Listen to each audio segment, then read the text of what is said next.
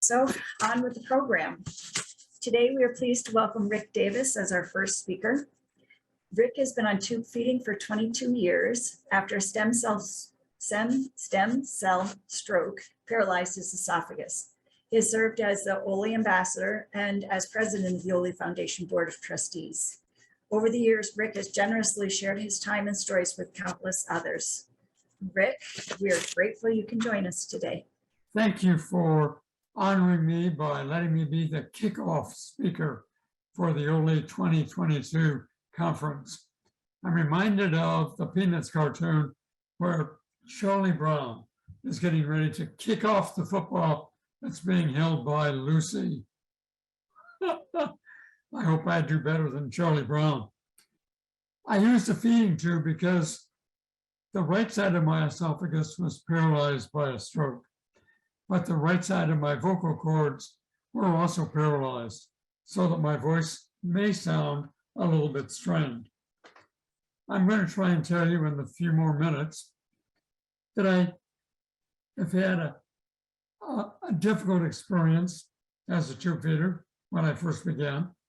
I want to tell you about my first Oley experience, which I thought was awesome. Some things that I've learned during the past 20 years, the passion that I have for being an Oley volunteer, how I'm doing currently at 79 years old. I'm going to show you a few pictures, and then I'm going to share some conclusions that I want to leave with you. 22 years ago, I had a stroke, and I lost my ability to swallow. I had been the CEO of a large nonprofit association, about 20 times larger than Oley, but considerably much less important. I was a community leader and a leader in my profession. I went to the gym 3 times a week. I was a skier. I hiked and rode my bike up steep mountain trails. I was in great shape. After my stroke, I was extremely weak. I couldn't walk. I could not work. I could not swallow. I had no social life. I had to use a wheelchair and then a walker. I had trouble saying what I was thinking. And I had a tube up my nose and down my throat. The only thing I knew about feeding tubes was that I saw them sometimes in patients who were dying. After the first day in the hospital, my NG tube was replaced by the standard garden hose tube. I looked pitiful and I felt pitiful. I wanted to get better. In the hospital, I pushed my walker down the hallway, dragging my right leg behind me. At home, I could shuffle and push my walker down our driveway. Soon I could walk a block without using my walker. I went back to the gym and I started using small, tiny weights. I hiked longer and steeper trails. When I had been a CEO, I set annual goals. I measured our progress, and I gradually increased our production. For the physical recovery that I had planned for myself, I did the same thing. I set goals, I measured my progress, and I gradually improved. My doctor said that my swallow would likely recover within 6 months. After 6 months, I was walking, I was lifting small weights, but I had not recovered my swallow. Now my priority was to find a solution for my swallowing problem. I went around the country. I made several trips to Chicago, and then several trips to New York, and then to Houston, seeing the best doctors in the country. The consensus was that I was never going to be able to swallow. Finally, I had to accept my condition. My new priority was to become the best tube feeder that I could be. At the same time, I discovered the Oley Foundation. I attended my first Oley conference in 2002. Whoa, it was awesome. I learned that I had a choice of formulas, a choice of supplies and syringes, a choice of feeding tubes, a choice of home care companies, a choice of ways to feed myself. I had none of those before. I just took whatever was given to me. I learned how to take care of my stoma and my tube. I learned that I could replace that garden hose tube with a low profile button. I learned how to feed myself more efficiently. I learned that tube feeding should not control my life, but rather that I could control my tube feeding and improve my life. I learned how to ask for and receive help from the dozens of doctors, dietitians, scientists, and exhibitors who were at the conference to help us. At one of the sessions, I sat next to Dr. Mark DeLegge, who noticed that I was spitting into a cup every few minutes because I could not swallow my saliva. He told me that I could get a prescription to reduce my saliva. I had been very self-conscious, and his suggestion greatly improved my social life. Most importantly, I met other tube feeders who had similar experiences as me and who wanted to help me learn what they had learned. I even learned a few tube feeder jokes. For example, sitting at a table for dinner while we were on a cruise, one woman asked me, "Why aren't you eating?" I told her, "I gave it up for Lent." She said, "You must be a Christian." Apparently, there were a lot of Jewish people on that cruise.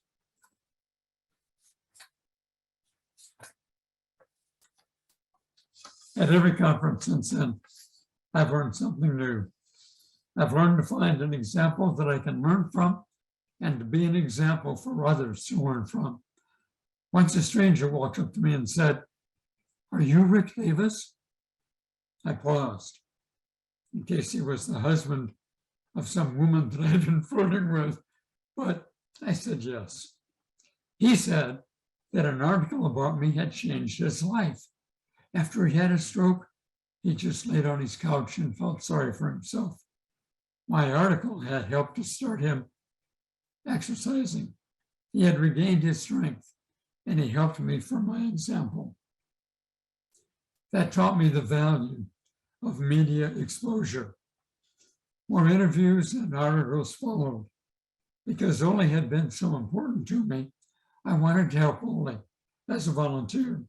I became an ambassador, and then I was invited to join the board of trustees. In 2006, I became the president for a 5-year term.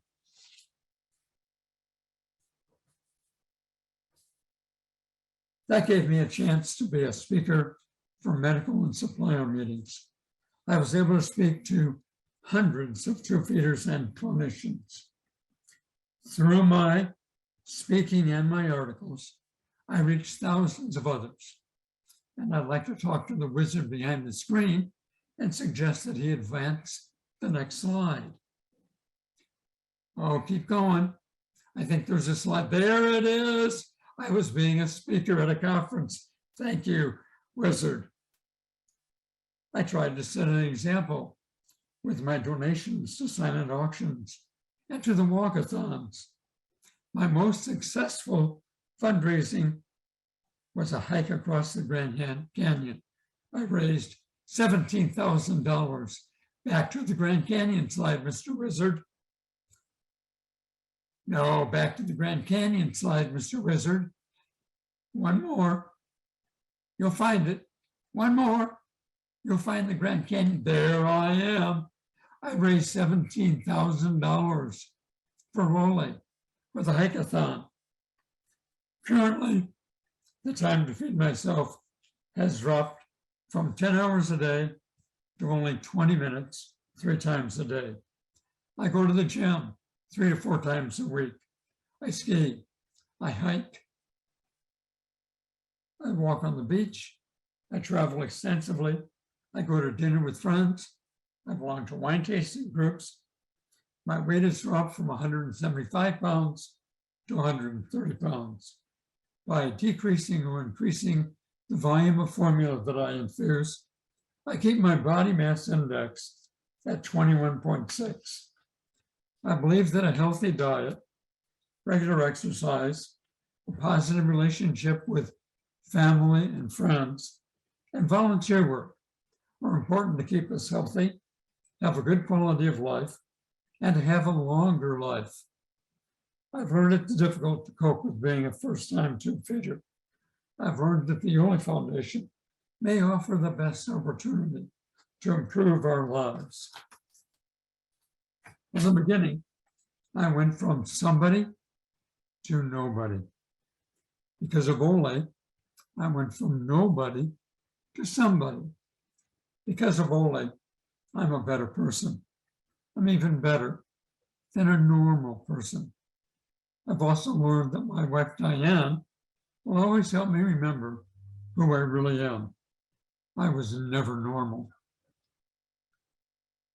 And Wizard, now we get to go to the last slide. This is me talking to my wife and my wife telling me, yes, that's me. I was never normal. And Wizard, if there is anybody in the audience of thousands listening to this, they can talk or ask me questions, and I'll try and provide any answers.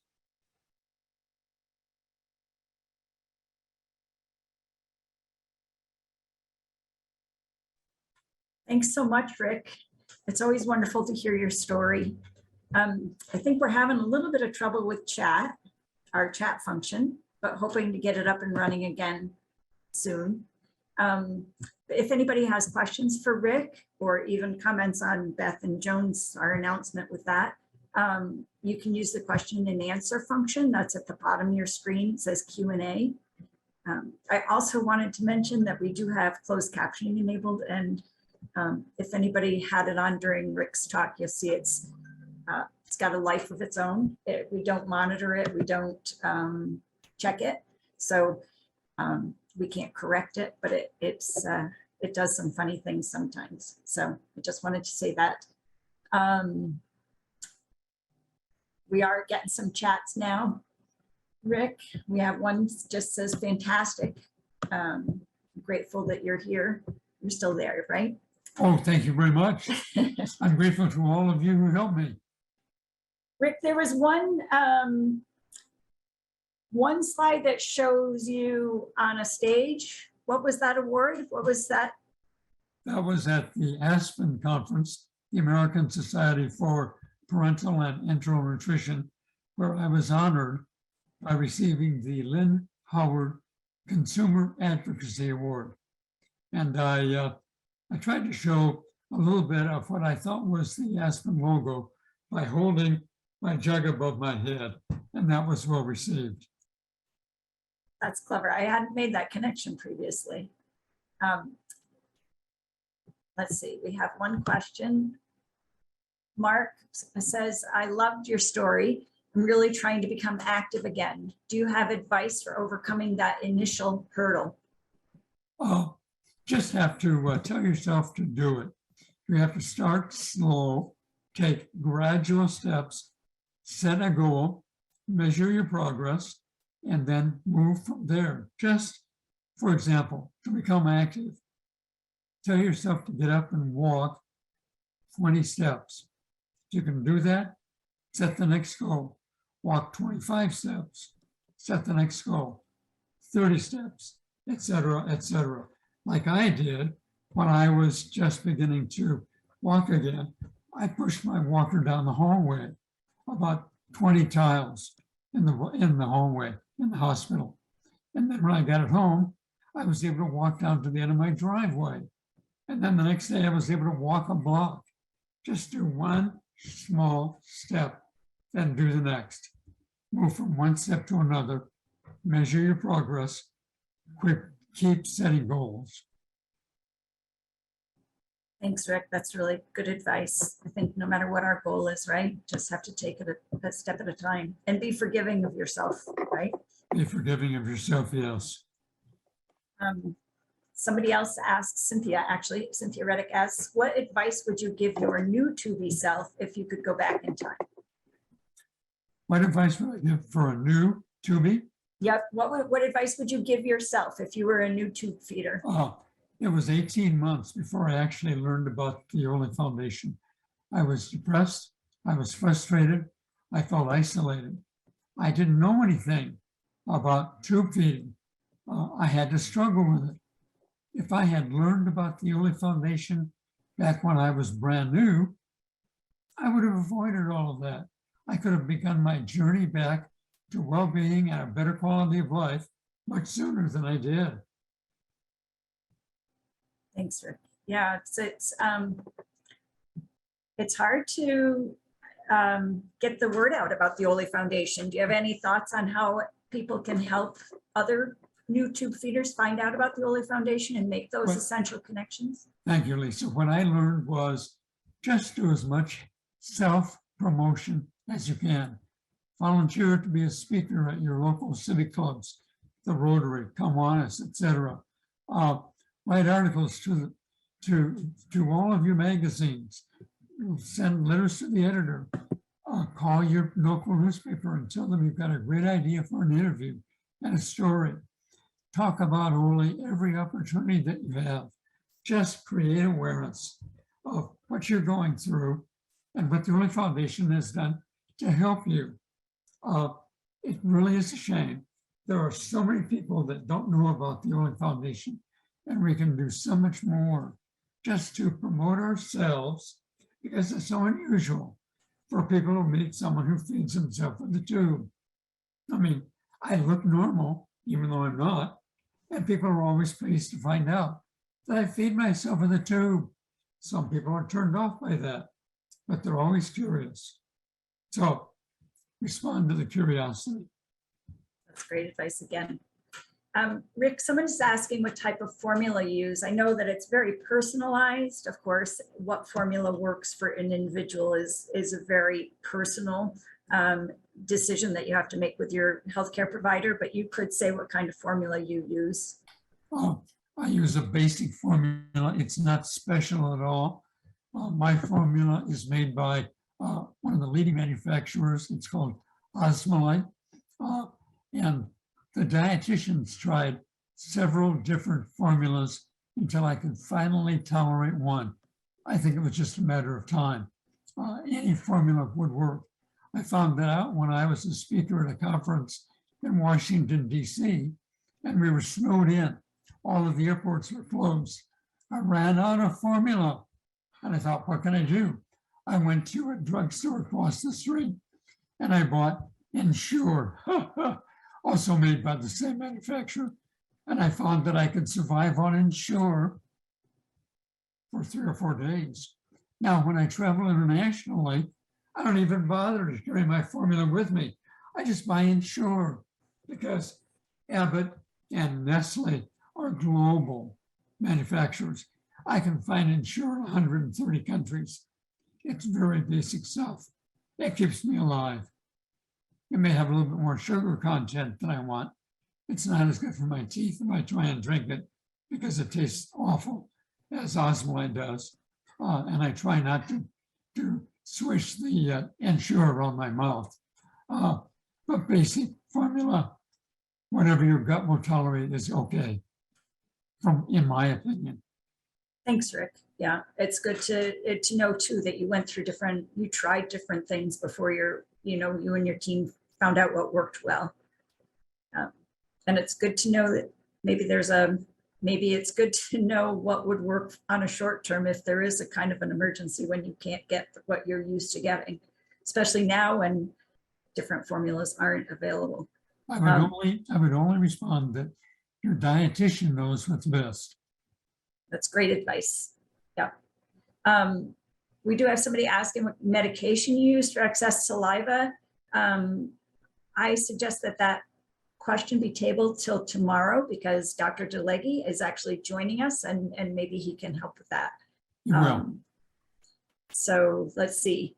Here's another one that I think is perfect for you, Rick. You mentioned earlier that you did not have a social life. Who did you connect with to support your needs? Probably my dietitian. My wife was my best supporter, my best friend, my best caregiver. I joke that she looked at me when we left the hospital and was thinking to herself, am I going to have to be with this invalid for the rest of my life?